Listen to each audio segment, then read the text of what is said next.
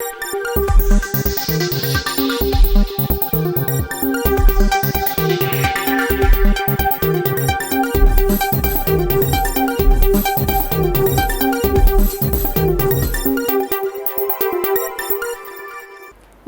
നെളിയോറ വിശേഷങ്ങളിലേക്ക് സ്വാഗതം. തൃത്താല മണ്ഡലത്തിലെ പാലത്തറ കൊടുമുണ്ട തീരദേശ റോഡ് നിർമ്മാണ അഴിമതിയിൽ ഉദ്യോഗസ്ഥന് സസ്പെൻഷൻ. സംഭവത്തിൽ 1 കോടി രൂപ കരാറുകാരനിൽ നിന്ന് തിരിച്ചുപിടിക്കാനുള്ള വകുപ്പുതല നീക്കങ്ങളും ആരംഭിച്ചതായി സൂചന. യോഗ കൂടി അപ്ലൈ പറഞ്ഞു 2 കോടി രൂപ പാസ്സാക്കിയിട്ട് അത് 1 കോടി രൂപ അവർക്ക് കൊടുത്ത് 1 കോടി രൂപ അവർ പങ്കിട്ടിട്ട് അഴിമതിയാണ് പങ്കിട്ടത്. അതിന് എന്നാൽ അങ്ങനെ പറഞ്ഞാൽ MLA നമുക്ക് യാതൊരു ബന്ധമില്ല. റോഡിന്റെ ഉദ്ഘാടന വേദിയിൽ വെച്ച് മന്ത്രി MP രാജേഷ് അനുമോദിച്ച ഉദ്യോഗസ്ഥനാണ് ഇപ്പോൾ സസ്പെൻഷനിലായിരിക്കുന്നത്. ഇതിൽ 1 കോടി രൂപയുടെ വെട്ടിപ്പ് നടന്നുവെന്നാണ് നിലവിലെ സ്ഥിരീകരണം. റോഡ് ഇടിഞ്ഞ വാർത്തയെ തുടർന്ന് മന്ത്രി MP രാജേഷ് സ്ഥലം സന്ദർശിക്കുകയും ഉദ്യോഗസ്ഥരെ ന്യായീകരിക്കുകയും ചെയ്തിരുന്നു. റോഡിന്റെ ഉദ്ഘാടന വേദിയിൽ വെച്ച് മന്ത്രി അനുമോദിച്ച ഉദ്യോഗസ്ഥനാണ് സസ്പെൻഷനിലായ PM Abdul Saleem. Ponnani harbour engineering ഓഫീസിൽ അസിസ്റ്റന്റ് എഞ്ചിനീയറായി ജോലി ചെയ്തു വരികയായിരുന്നു അബ്ദുൽ സലീം. പട്ടാമ്പി കൊടുമുണ്ട പാലത്തറ തീരദേശ റോഡ് നിർമ്മാണത്തിൽ അഴിമതി കണ്ടെത്തിയതിന് പിന്നാലെയാണ് അടിയന്തരമായി ഉദ്യോഗസ്ഥനെ സസ്പെൻഡ് ചെയ്തത്. സംഭവത്തിൽ ക്രമക്കേട് നടത്തിയ 1 കോടി രൂപ കരാറുകാരിൽ നിന്ന് തിരിച്ചുപിടിക്കാനാണ് ഇപ്പോൾ വകുപ്പിന്റെ തീരുമാനം. 2 കോടി ചിലവഴിച്ച് പട്ടാമ്പിയിൽ നിന്ന് കൊടുമുണ്ട തീരദേശം വഴി പള്ളിപ്പുറത്തേക്കുള്ള പാതയാണ് 2 മാസത്തിനകം ഇടിഞ്ഞു താഴ്ന്നത്. പടിഞ്ഞാറേ കൊടുമുണ്ട ആശാരിപ്പടി ഭാഗത്താണ് റോഡിന്റെ ഒരു ഭാഗം മീറ്ററുകളോളം ഇടിഞ്ഞു താഴ്ന്നത്. റോഡിൽ ആഴത്തിൽ വിള്ളലുകളും രൂപപ്പെട്ടു. റോഡ് നിർമ്മാണത്തിന്റെ തുടക്കത്തിൽ തന്നെ അശാസ്ത്രീയതയും വൻ അഴിമതി ആരോപണവും ഉയർന്നിരുന്നു.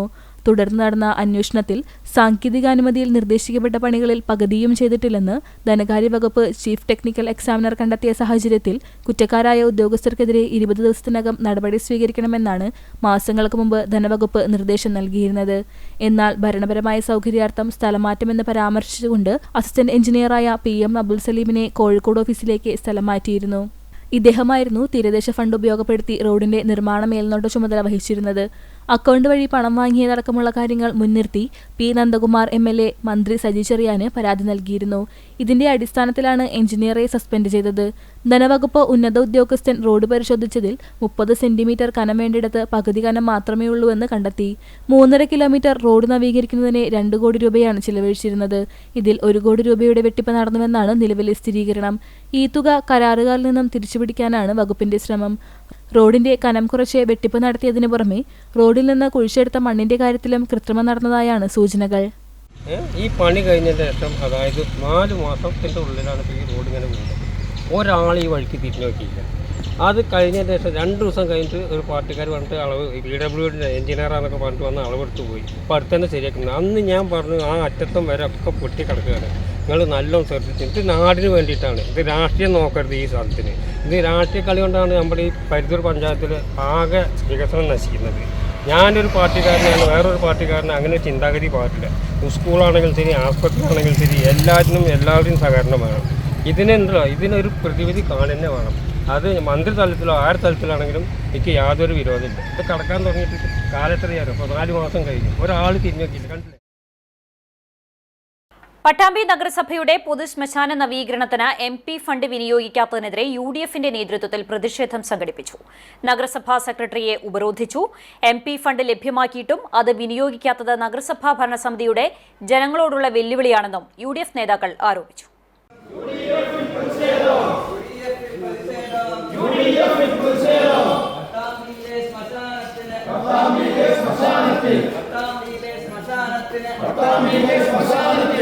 MP ഫണ്ട് കിട്ടിയിട്ടും 50 ലക്ഷം കിട്ടിയിട്ടും നിരസിക്കുന്ന അധികാരികളെ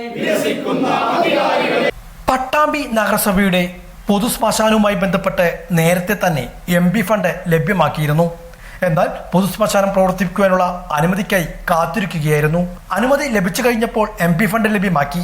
എന്നാൽ ഇത് വിനിയോഗിക്കുവാൻ നഗരസഭ തയ്യാറാവുന്നില്ലെന്നും പകരം ഫണ്ട് ലഭ്യമായിട്ടില്ലെന്ന് പറഞ്ഞ് കള്ളപ്രചരണം നടത്തുകയാണെന്നുമാണ് UDFന്റെ ആരോപണം.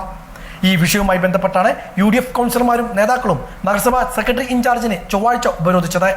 MP ഫണ്ടിന് അനുമതി നൽകിയുള്ള ജില്ലാ കളക്ടറുടെ കത്ത് നഗരസഭയിൽ ലഭ്യമായിട്ടും അത് ലഭിച്ചില്ലെന്ന ബന്ധപ്പെട്ടവരുടെ വാദത്തെ UDF ചോദ്യം ചെയ്തു. ഇത് ഉദ്യോഗസ്ഥരും നേതാക്കളും തമ്മിലുള്ള വാക്കേറ്റത്തിനും ഇടവരുത്തി.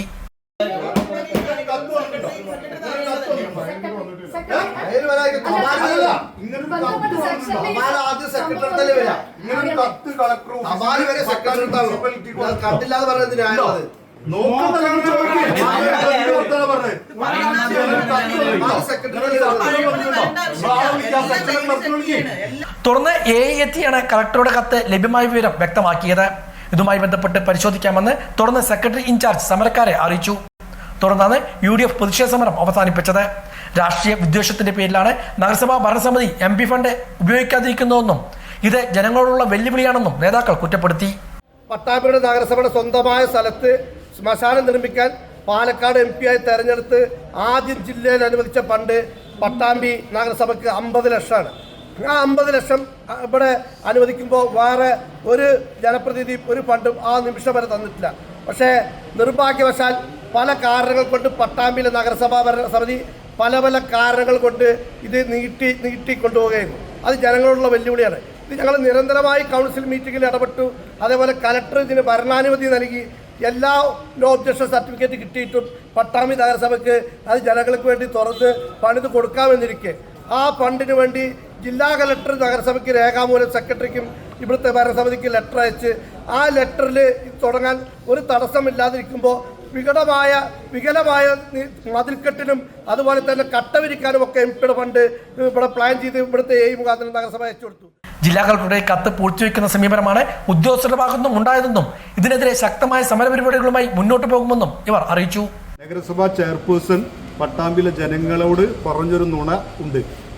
MP ഫണ്ട് ലഭിച്ചിട്ടില്ല എന്നാണ് ചെയർപേഴ്സൺ പട്ടാമ്പിയിലെ ജനങ്ങളോട് പറഞ്ഞത്. ഇത് തികച്ചും ഈ മാസം 11-ാം തീയതി കളക്ടറേറ്റിൽ നിന്ന് ബഹുമാനപ്പെട്ട കളക്ടർ പട്ടാമ്പി നഗരസഭാ സെക്രട്ടറിക്ക് അയച്ച കത്താണിത്. വളരെ പ്രധാനപ്പെട്ട ഒരു കത്ത് ഇവിടെ ലഭിച്ചിട്ട് അത് പൂർത്തിവെക്കുകയാണ് ഭരണസമിതി ചെയ്തത്. എന്നിട്ട് ജനങ്ങളോട് പറയുന്നത് MP അത്തരമൊരു ഫണ്ട് അനുവദിച്ചതാണ്. കാരണം ഇതിനു മുമ്പ് മെയ് മാസത്തിൽ ഇതുപോലെ ഒരു കത്ത് 2025 മെയ് മാസത്തിൽ ആദ്യം ഒരു കത്തിങ്ങോട്ട് അയച്ചു. ആ കത്തിന് മറുപടി കൊടുക്കാത്തതിന്റെ പേരിലാണ് സെപ്റ്റംബർ മാസം 11-ാം തീയതി ഒരു കത്ത് വീണ്ടും ഈ ഫണ്ട് ലാപ്സാവുന്നതുമായി ബന്ധപ്പെട്ടുകൊണ്ട് കളക്ടറേറ്റിൽ നിന്ന് അയച്ചത്. MP അയച്ച കത്തല്ല, ബഹുമാനപ്പെട്ട കളക്ടറാണ് ഒഫീഷ്യൽ കത്ത്. ഈ കത്തുകൾ പൂർത്തിവെച്ച് ഈ ഫയലുകൾ പൂർത്തിവെച്ചുകൊണ്ടാണ് പട്ടാമ്പിയുടെ ചെയർപേഴ്സൺ പട്ടാമ്പിയിലെ ജനങ്ങളോട് നുണ പറയുന്ന രീതിയിൽ MP ഫണ്ട് ലഭിച്ചിട്ടില്ലെന്ന നഗരസഭാ ചെയർപേഴ്സന്റെ വാദം തെറ്റാണെന്ന് തെളിഞ്ഞുവെന്നും ജനങ്ങളെ തെറ്റിദ്ധരിപ്പിക്കുന്ന പ്രസ്താവനകൾ നടത്തുന്ന ചെയർപേഴ്സൺ ഇതിന് മറുപടി പറയണമെന്നും UDF കൗൺസിലർമാർ ആവശ്യപ്പെട്ടു. സെക്രട്ടറി ഇടയ്ക്ക് ഈ കാര്യങ്ങൾ അറിഞ്ഞിട്ടില്ല എന്നാണ് നമ്മളോട് പറയുന്നത്. അതായത് സെക്രട്ടറി ഇടയ്ക്ക് അറിയാതെയാണ്, അല്ലെങ്കിൽ സെക്രട്ടറി നിർദ്ദേശം കിട്ടിയിട്ടുണ്ടാവും ഇത് മുന്നോട്ട് കൊണ്ടുപോകണമെങ്കിൽ ഇതിന് നിർദ്ദേശം കിട്ടിയിട്ടുണ്ടാവും.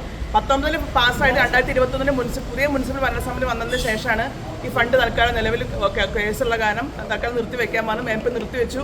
അതിനുശേഷം 1.5 വർഷത്തോളം അത് മാറ്റിവെച്ചു. 24-ല് വൈസ് ചെയർമാൻ ലെറ്റർ പ്രകാരമാണ്, കത്ത് പ്രകാരമാണ് MP ഫണ്ട് അനുവദിച്ചത്. ഇപ്പോൾ ഈ കഴിഞ്ഞ ഈ ദിവസം വരെ ആ ഫണ്ട് ഗവൺമെൻറ് അക്കൗണ്ടിൽ കിടക്കുകയാണ്. ആ ഫണ്ട് നിലവിൽ ഉണ്ടായും കൊണ്ടാണ് ചെയർപേഴ്സൺ പറയുന്നത് ഇത് അങ്ങനെ ഒരു സംഭവം ഇല്ല എന്നുള്ളത്. ശരിക്കും MLA തെറ്റിദ്ധരിപ്പിച്ച MLA നമ്മൾ കുറ്റം പറയാൻ പറ്റില്ല. കാരണം MLA കത്ത് MLA മുനിസിപ്പാലിറ്റി കൊടുത്ത കത്ത് പ്രകാരമാണ് MLA കാര്യങ്ങൾ ചെയ്യുന്നത്. MLA തെറ്റിദ്ധരിപ്പിക്കപ്പെട്ടിരിക്കുകയാണ്. KR നാരായണസ്വാമി, C സംഗീത, ET ഉമ്മർ കിഴായൂർ, MK മുഷ്താഖ്, ജയശങ്കർ കൊട്ടാരത്തിൽ, ജിതേഷ് മോഴിക്കുന്നം ഉൾപ്പെടെയുള്ള നേതാക്കൾ സമരത്തിന് നേതൃത്വം നൽകി. പട്ടാമ്പി ബ്ലോക്ക് പഞ്ചായത്തിൽ സംരംഭകത്വ ശില്പശാല സംഘടിപ്പിച്ചു. ബ്ലോക്ക് പഞ്ചായത്ത് പ്രസിഡന്റ് ഗീത മണികണ്ഠൻ ശില്പശാല ഉദ്ഘാടനം ചെയ്തു. പട്ടാമ്പി ബ്ലോക്ക് പഞ്ചായത്തിന്റെ നേതൃത്വത്തിലാണ് സംരംഭകത്വ ശില്പശാല സംഘടിപ്പിച്ചത്. ബ്ലോക്ക് പഞ്ചായത്ത് ഹാളിൽ വെച്ചായിരുന്നു ശില്പശാല ഒരുക്കിയത്. വനിതകൾക്ക് സ്വയം തൊഴിൽ സംരംഭം എന്ന പദ്ധതി കഴിഞ്ഞ 5 വർഷമായി ബ്ലോക്ക് പഞ്ചായത്ത് നടപ്പാക്കി വരുന്നുണ്ട്.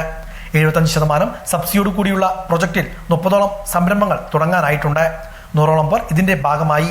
ജനറൽ SC വിഭാഗത്തിലെ വനിതകൾക്ക് ഗ്രൂപ്പ് സംരംഭങ്ങൾ തുടങ്ങാനാണ് ബ്ലോക്ക് പഞ്ചായത്ത് പദ്ധതിയിലൂടെ സഹായം നൽകുന്നത്.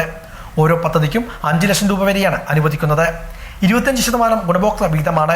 ബാങ്കുകളുമായി സഹകരിച്ചാണ് ഗുണഭോക്തൃ വിഹിതം കണ്ടെത്തുന്നത്. ഗ്രാമപഞ്ചായത്ത് ഗ്രാമസഭകൾ മുഖേനയാണ് ഗുണഭോക്താക്കളെ തിരഞ്ഞെടുക്കുന്നത്. നിലവിൽ 500ഓളം പേർ സംരംഭം തുടങ്ങുവാൻ സന്നദ്ധരായി മുന്നോട്ട് വന്നിട്ടുണ്ട്. കൂടുതൽ ഫണ്ട് വകയിരുത്തി മുഴുവൻ അപേക്ഷകരെയും പരിഗണിക്കാനാണ് ബ്ലോക്ക് പഞ്ചായത്ത് ലക്ഷ്യമിടുന്നതെന്ന് ശില്പശാല ഉദ്ഘാടനം ചെയ്ത് സംസാരിച്ച ബ്ലോക്ക് പഞ്ചായത്ത് പ്രസിഡന്റ് ഗീത മണികണ്ഠൻ സൂചിപ്പിച്ചു. 25-26 വർഷത്തേക്കുള്ള പദ്ധതി വനിതാ സ്വയം തൊഴിൽ സംരംഭത്തിന്റെ പദ്ധതി പ്രവർത്തനങ്ങളുമായി ബന്ധപ്പെട്ടിട്ടാണ് നിങ്ങളെല്ലാവരും കൂടെ വിളിച്ചു ചേർത്തിട്ടുള്ളത്. പട്ടാമ്പി ബ്ലോക്ക് പഞ്ചായത്ത് ഭരണസമിതി വന്നത് മുതൽ 30ഓളം സംരംഭങ്ങൾക്കാണ് ഞങ്ങളിവിടെ നേതൃത്വം കൊടുത്തിട്ടുള്ളത്. പറയാം, സർക്കാർ, കേന്ദ്ര സർക്കാരാകട്ടെ സംസ്ഥാന സർക്കാരാകട്ടെ ഇത്തരത്തിലുള്ള ഫണ്ടുകളൊക്കെ തരുമ്പോൾ അത് നിങ്ങളിലേക്ക് എത്തിക്കുകയും നിങ്ങളത് കൃത്യമായി തന്നെ നിർവ്വഹണം നടത്താൻ നമുക്കിവിടെ ഓഫീസർമാരുണ്ട്. അത് നിങ്ങളിലേക്ക് പറഞ്ഞു തരുമ്പോൾ നിങ്ങളത് മുന്നോട്ട് വന്ന് നമുക്കറിയാം വനിതകളുടെ സ്വയം തൊഴിൽ സംരംഭം ആയിട്ട് മുന്നോട്ട് പോകുന്നതിന് വേണ്ടിയാണ് ഇത്തരത്തിൽ ഫണ്ടുകൾ ബ്ലോക്ക് പഞ്ചായത്ത് വകയിരുത്തിയിട്ടുള്ളത്.